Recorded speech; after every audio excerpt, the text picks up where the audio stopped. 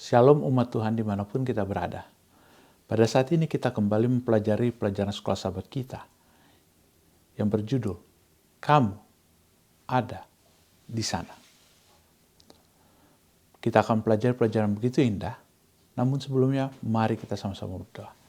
Bapa Surgawi, Bapa yang mengasihi kami, terima kasih Tuhan atas kasih-Mu yang Kau berikan kepada kami. Pada saat ini kami akan kembali mempelajari sekolah sahabat ya Tuhan. Biarlah Roh Kudus-Mu hadir di tengah-tengah kami.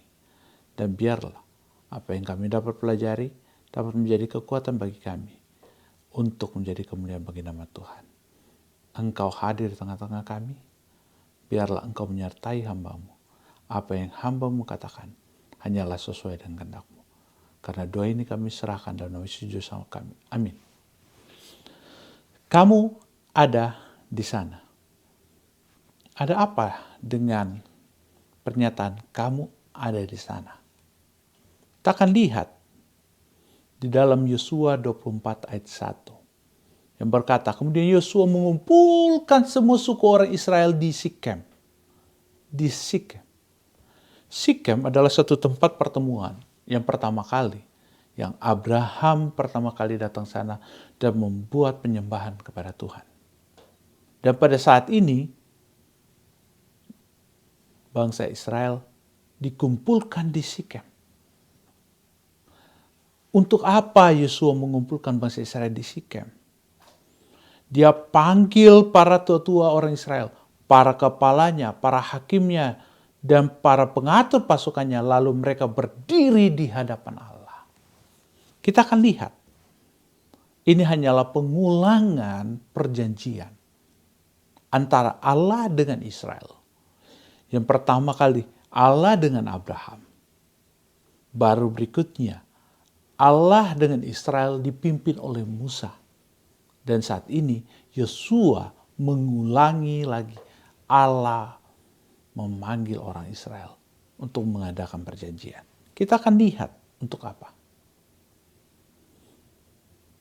Dan meyakinkan kepada kita peristiwa ini bukan hanya untuk orang Israel, tapi peristiwa ini untuk kita juga. Kita lihat di dalam Yosua 24 ayat 3a. Saya ambil 3a mengatakan, tetapi aku mengambil Abraham bapamu itu dari seberang sungai Efrat dan menyuruh dia menjelajahi seluruh tanah Kanaan. Tetapi aku mengambil Abraham bapamu itu. Diawali dengan aku mengambil. Aku yang mengambil. Yosua adalah perantara Allah. Menyampaikan firman-Nya. Allah berkata kepada orang Israel, aku yang mengambil Abraham. Aku yang memilih, mengambil Abraham. Dia mengambil Abraham dari apa? Dari seberang sungai Efrat. Dan menyuruh Abraham menuju tanah apa? Kanaan, tanah perjanjian. Menarik. Kenapa Allah mengatakan aku mengambil Abraham? Aku yang mengambil. Maka kita akan lihat di sini. Di dalam Kejadian 12 ayat 1. Berfirmanlah Tuhan kepada pergilah. Allah yang mengambil, Allah yang menyuruh kepadamu, pergilah dari negerimu. Dan dari sana saudaramu dan dari rumah bapamu ini ke negeri yang akan kutunjuk kepadamu. Yosua berusaha mengulangi lagi. Allah coba memperingatkan bangsa Israel dari apa? Bagaimana Abraham keluar dari tanah Ur Kasdim dan pergi ke tanah perjanjian. Dengan berkata, aku yang mengambil. Artinya, tanpa Tuhan, Abraham tidak akan terpilih. Karena hanya Tuhan yang dapat memilih orang. Dan mengambil orang dan memindahkannya ke tempat yang lain. Namun yang menarik adalah, itu juga adalah perlu kerjasama dengan manusia itu. Apakah dia mau ikut atau tidak. Karena Abraham bersaat itu mengambil keputusan untuk ikut, maka perjanjian antara Allah dan Abraham itu tergenap. Jadi Allah yang mengambil Abraham dan Abraham ikut Allah. Hal yang sama dalam kehidupan kita. Saudara dan saya, Allah yang mengambil kita. Mengambil kita, mengangkat kita dari lumpur dosa. Mengangkat kita dan mengambil kita dari lumpur dosa. Dengan demikian, kita tidak perlu ragu. Kita tidak perlu takut. Namun Allah meminta kita bukan hanya sebagai pendengar, tapi sebagai penurut. Ikut. Pada saat Allah perintahkan, Abraham, pergilah dari negerimu dan dari sanak saudaramu, dia keluar. Di rumah itu, di rumah keluarga itu, di rumah ayahnya, Abraham memiliki harta kekayaan, Abraham memiliki semuanya. Tapi dia tinggalkan semuanya itu, ikut Tuhan untuk pergi ke tanah perjanjian. Karena itu Tuhan meminta kita untuk ikut pada saat Allah memerintahkan kita. Kita harus pergi. Allah yang mengangkat Israel. Allah yang mengangkat kita dari apa? Lumpur dosa. Poin yang kedua. Aku yang memberikan. Aku yang membuat banyak keturunannya dan memberikan Ishak kepadanya. Menarik, Yosua 24 ayat 3b. Aku yang membuat banyak keturunannya dan memberikan Ishak kepadanya. Jadi, aku yang membuat banyak keturunannya. Aku yang memberikan. Jadi pada saat Allah mengangkat, Allah mengambil kita dari lumpur dosa, Allah juga yang memberikan kepada apa? Abraham, pada saat Abraham keluar, maka Allah juga yang memberikan Ishak kepadanya, keturunan. Apa artinya keturunan? Masa depan. Bagi pada zaman dahulu, keturunan itu sangat penting. Karena apa? Itu adalah masa depan. Dan pada saat Allah memberikan Ishak kepada Abraham, menarik. Karena apa? Tetapi di dalam Kejadian 17 ayat 19 katakan, tetapi Allah berfirman, tidak melainkan istrimu Sarah yang akan melahirkan anak laki-laki bagimu, dan engkau akan menamai dia Ishak, dan aku akan mengadakan perjanjianku dengan dia menjadi perjanjian yang kekal untuk keturunannya. Menarik, ini adalah perjanjian Allah dengan Abraham. Aku akan memberikan keturunan dan namanya Ishak. Dengan demikian, ada satu jaminan. Pada saat Allah menjanjikan ini di Kejadian 17 ayat 19. Tahun depan, engkau akan memiliki anak dan namanya Ishak. Sebelum anak itu lahir, Allah sudah menamai dia apa? Ishak. Sebelum anak itu dinamai oleh orang tuanya, Allah sudah memberikan namanya Ishak. Apa artinya? Sebuah jaminan masa depan. Kalau kita ikut Tuhan, ada jaminan masa depan.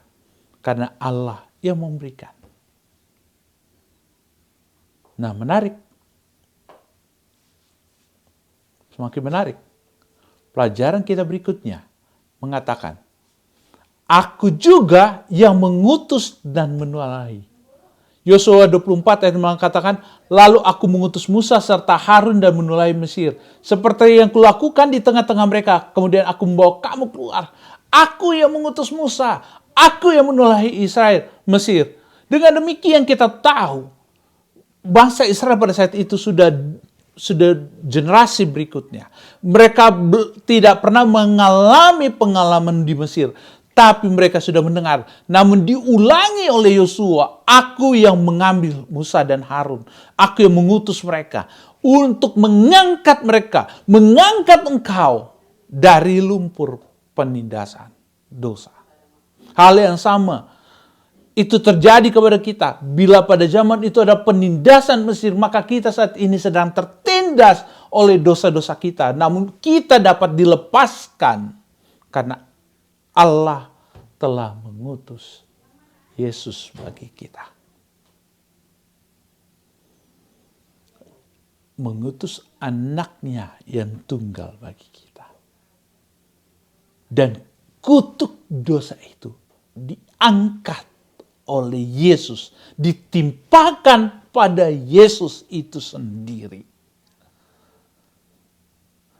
Bila pada saat dulu kutub itu ditimpakan kepada Mesir, maka kutub itu ditimpakan pada Yesus. Sehingga dia yang tidak berdosa harus mati demi kita. Keluaran 5 ayat 1-2 mengatakan, kemudian Musa dan Harun pergi menghadap Firaun, lalu berkata, beginilah firman Tuhan Allah Israel, biarlah umatku pergi untuk mengadakan perayaan bagiku di padang gurun. Tetapi Firaun berkata apa? Siapa Tuhan itu yang harus ku dengar firman-Nya untuk membiarkan orang Israel pergi? Tidak kenal aku Tuhan itu, dan juga tidak aku membiarkan orang Israel pergi. Akibatnya, karena Firaun tidak mau mendengar, di dalam Keluaran 7 ayat 19, Tuhan berfirman kepada Musa, katakanlah kepada Harun, ambillah tongkatmu, ulurkanlah tanganmu ke atas segala air orang Mesir, ke atas sungai, selokan, kolam, dan ke atas segala kumpulan air yang ada pada mereka, supaya semuanya menjadi darah, dan akan ada darah di seluruh tanah Mesir, bahkan dalam wadah kayu dan wadah batu. Apa artinya? Itulah itu terjadi. Karena apa?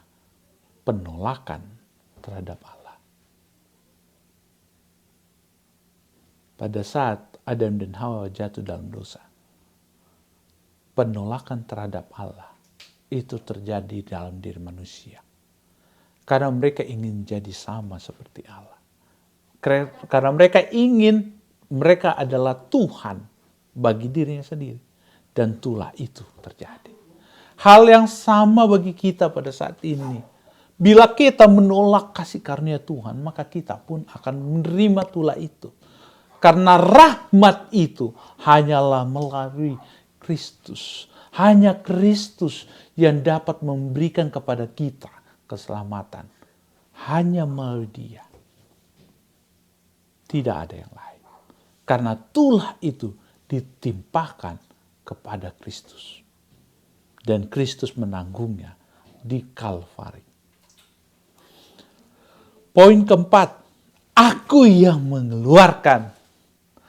Yosua 24:6, setelah aku membawa nenek moyang keluar dari Mesir dan kamu sampai ke laut, lalu orang Mesir mengejar nenek moyangmu dengan kereta dan orang berkuda ke laut Teberau.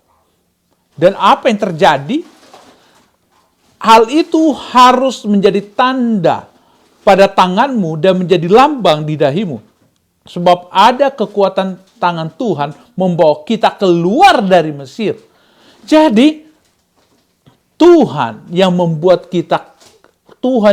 bangsa Israel itu keluar dari Mesir. Menarik di sini, karena di situ ada disebut, ada lambang di dahimu. Ada tanda di pada tanganmu. Artinya dengan perkasa Tuhan menarik.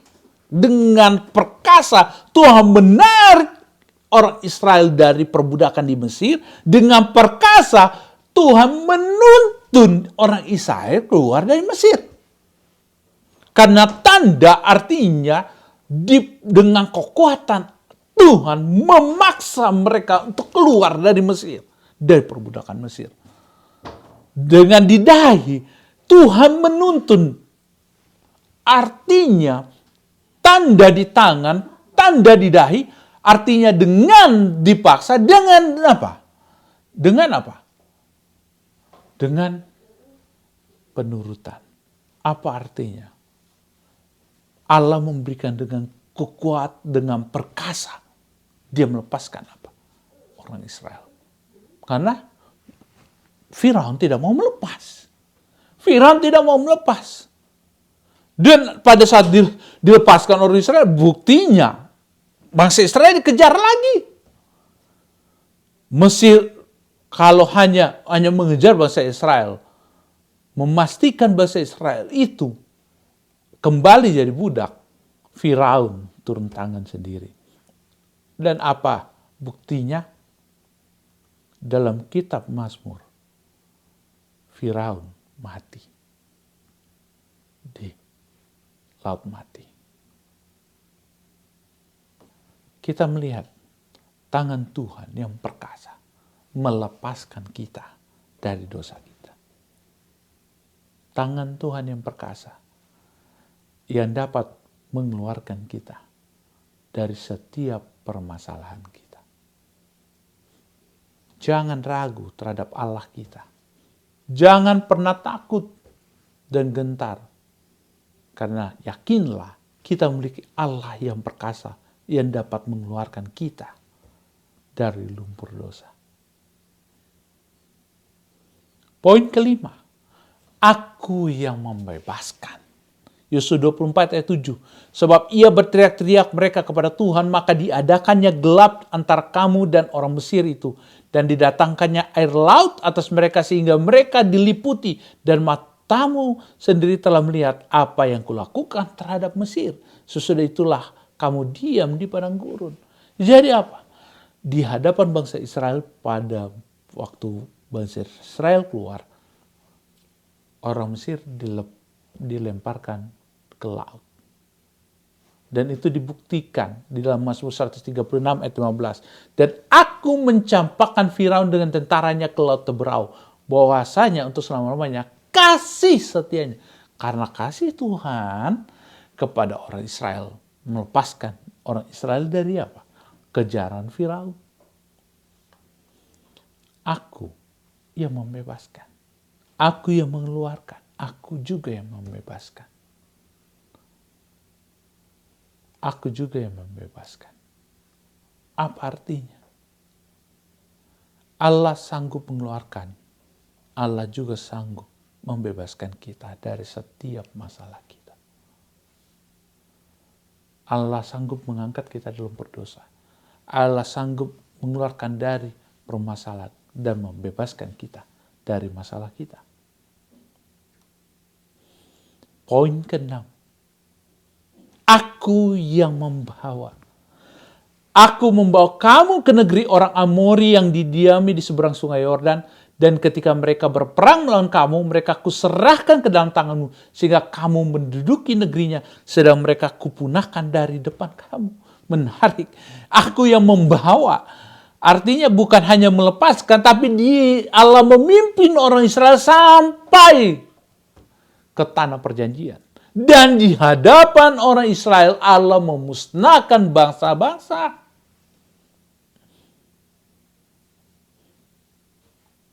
Aku yang membawa. Pada saat dibawa keluar, seringkali manusia menolong setengah-setengah. Oh, hanya melepaskan, menolong. Tapi pada saat untuk menyelesaikan sampai finish, tidak. Tapi Allah kita tidak setengah-setengah menolong kita. Setelah kita dilepaskan dari masalah, kita dituntun sampai kita memperoleh kemenangan dalam kehidupan kita. Pertanyaan, apakah kita ragu kepada Allah kita? Setelah melihat kita dilepaskan. Apakah kita ragu untuk turut perintahnya? Karena pada saat kita menurut, kita akan dituntun sampai kepada kemenangan yang sesungguhnya. Bukan hanya lepaskan, sampai kita melihat kemenangan yang sejati. Kemenangan yang sejati adalah hidup berjalan di dalam Yesus. Namun menarik, di dalam Yosua, Allah juga pernah berkata, aku tidak mendengarkan. Tetapi aku tidak mau mendengarkan Bileam. Sehingga ia pun memberkati kamu. Demikianlah aku melepaskan kamu dari tangannya. Siapa Bileam? Bileam itu adalah nabi Tuhan. Namun dia adalah nabi Tuhan yang berkhianat terhadap Tuhan. Karena uang. Banyak pelayan Tuhan berkhianat terhadap Tuhan karena uang. Meninggalkan ajaran yang benar. Meninggalkan kebenaran yang sesungguhnya. Dan mengkhotbahkan yang salah. Banyak para pemimpin agama saat ini tidak melakukan apa yang Allah perintahkan karena uang. Dengan alasan supaya dapur saya menyala, saya menyatakan pekabaran yang salah. Menggantikan kebenaran Sabat dengan kebenaran hari Minggu. Kebenaran yang benar menjadi kebenaran dengan kepalsuan. Karena uang. Karena itu, jangan dengar nabi-nabi Bileam pada masa saat ini yang tidak mau menyatakan kebenaran yang sesungguhnya. Tidak mau menyatakan kebenaran yang tajam. Karena hanya mau mengkhotbahkan yang ringan-ringan, yang senang saja. Supaya umatnya memberikan persembahan. Supaya umatnya memberikan perpuluhan yang banyak. Supaya apa? Supaya mereka memperoleh hidup yang senang. Saya memiliki seorang sahabat di tempat kerja dulu. Mengatakan, kamu hanya memberikan perpuluhan untuk memberikan minum para pendetamu. Karena apa? Karena yang dia lihat pendetanya hanya untuk bersenang-senang. Karena apa? Karena dia berpikir bahwa firman Tuhan itu tidak perlu dikabarkan. Kebenaran itu tidak perlu dinyatakan. Kalau aku menyatakan kebenaran yang sesungguhnya dari firman Tuhan, maka hilanglah dapurku. Tapi pada sesungguhnya kita harus menyatakan kebenaran. Teguran bagi para pemimpin. Bila engkau tidak menyatakan kebenaran yang sejati, maka engkau tidak pernah didengarkan. Bila engkau tidak pernah menyatakan kebenaran yang sejati, maka engkau tidak pernah akan diperhatikan oleh Allahmu. Allah akan menutup telinga bagi para hamba-hamba Tuhan yang tidak mau mendengar perintahnya. Allah akan menutup telinga bagi para hamba-hamba Tuhan bila tidak mengabarkan yang benar. Hal yang sama bagi kita semua, umat-umat Tuhan. Bila kita tidak melakukan perintah Tuhan, Allah akan menutup telinganya.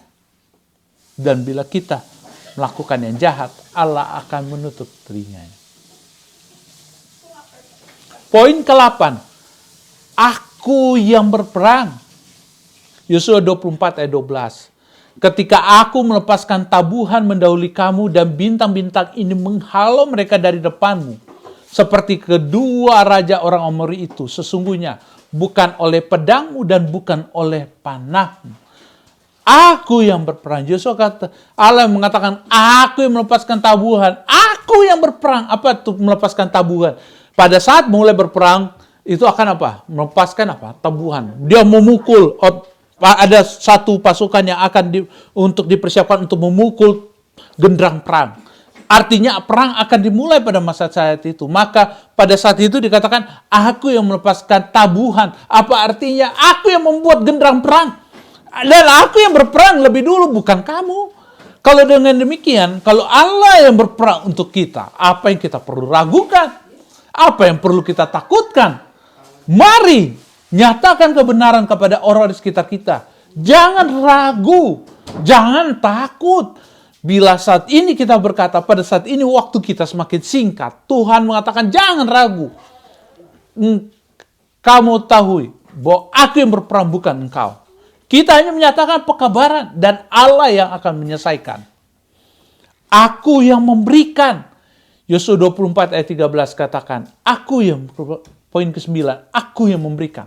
Demikianlah kuberikan kepadamu negeri yang kamu peroleh tanpa bersusah-susah. Dan kota-kota yang tidak kamu dirikan, tetapi kamulah yang diam di dalamnya.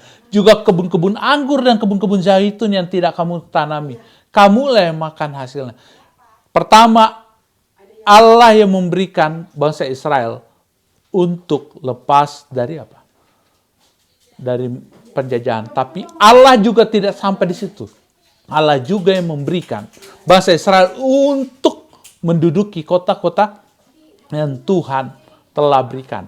Menarik. Puncaknya bukan hanya Allah memberikan, tapi karena apa? Diawali aku dan kamu. Di Yosua 24:13 katakan, demikianlah kuberikan kepadamu negeri yang kamu peroleh tanpa bersusah-susah, dan kota-kota yang tidak kamu dirikan. Tetapi kamulah yang diam di dalamnya, juga kebun-kebun anggur dan kebun-kebun zaitun yang tidak kamu tanami. Kamulah yang makan hasilnya. Di sini adalah aku dan kamu. Apa artinya? Allah berbuat perjanjian antara Allah dengan manusia, Allah dengan Israel. Dan saat ini perjanjian itu adalah antara Allah dengan kita semua. Allah berjanji kepada kita dia akan segera kembali. Dia akan segera kembali untuk kita semua. Dia berjanji dia akan segera kembali untuk memberikan kota perjanjian. Tanah perjanjian. Karena itu jangan ragu kepada Tuhan kita. Karena tanah perjanjian itu Allah janjikan bukan hanya untuk orang Israel, tapi untuk saya dan saudara. Karena perjanjian itu adalah antara saya dan saudara dengan Allah kita. Pada saat itu adalah perjanjian antara Allah dengan Israel. Dan pada saat ini, kitalah Israel rohani. Kitalah yang mengikut Tuhan. Karena kita adalah milik Allah. Perjanjian itu adalah antara saya dan saudara bersama dengan Allah. Yakinlah, dia segera akan datang menjemput kita semua. Amin. Oke, kita akan masuk ke sesi kedua untuk berdoa. Mari kita sama-sama berdoa. Bapa Surgawi, Bapa yang mengasihi kami, terima kasih Tuhan atas kasih-Mu yang Kau berikan kepada kami. Kami telah mempelajari firman Tuhan yang begitu indah, yang mengingatkan bahwa Allah yang berperan dalam kehidupan bangsa Israel. Dan tanpa Allah kami tidak memiliki bangsa Israel tidak dapat sampai ke tanah perjanjian. Tanpa Allah Abraham tidak pernah sampai di tanah perjanjian. Hal yang sama bila Abraham tidak sampai ke tanah perjanjian tanpa Allah, Israel pun tidak sampai tanah perjanjian tanpa Allah. Dengan demikian kami tanpa Allah pun tidak ada artinya. Ini adalah sebuah peringatan bagi kami semua ya Tuhan, bahwa kami tanpa Engkau, kami tidak memiliki artinya. Namun pada saat Engkau bersama dengan kami, pada saat kami mengikat perjanjian diri kami dengan Engkau ya Tuhan, dan hidup sesuai dengan kehendak-Mu, kami dapat melihat setiap permasalahan yang kami hadapi, kami dapat lewati. Tantangan yang kami hadapi, dapat kami lewati. Inilah kekuatan bagi kami untuk berjalan bersama dengan Tuhan.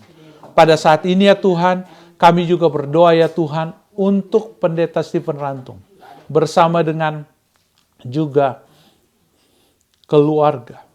Biarlah Engkau berkati keluarga Pendeta Stephen Rantung. Biarlah Engkau berkati mereka, sehingga Pendeta Stephen Rantung dapat terus melayani Tuhan, melayani jemaat Fisdak, melayani semua umat-umat Tuhan, dan melayani melalui firman. Sehingga ini dapat menjadi kekuatan bagi umat-umat Tuhan. Anak-anaknya dapat berhasil.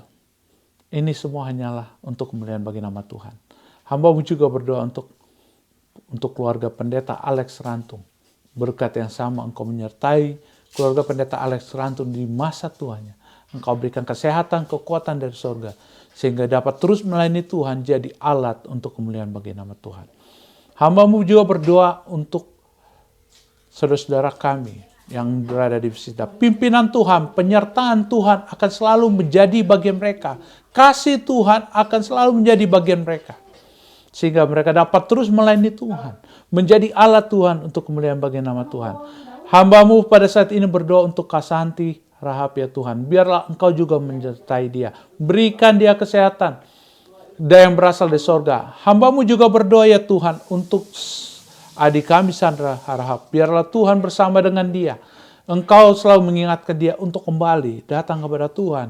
Menyerahkan hidupnya dalam tangan Tuhan. Sehingga segala permasalahan dalam hidupnya akan Engkau yang menyelesaikan. Sehingga dia dapat kembali mengingat masa kanak-kanaknya. Bagaimana anak ini telah dididik untuk beserta dengan Tuhan. Hamba-Mu juga berdoa ya Tuhan untuk saudara-saudara kami dimanapun kami berada. Biarlah tangan Tuhan, penyertaan Tuhan menyertai kami semua. Biarlah penyertaan Tuhan akan menjadi bagian kami dalam kehidupan kami masing-masing. Sehingga kami benar-benar dipersiapkan hari demi hari untuk kedatangan Yesus yang kedua kali. Inilah pengharapan dan kekuatan bagi kehidupan kami ya Bapa. Karena doa ini kami serahkan dalam nama Yesus yang telah menjadi juru selamat kami. Amin.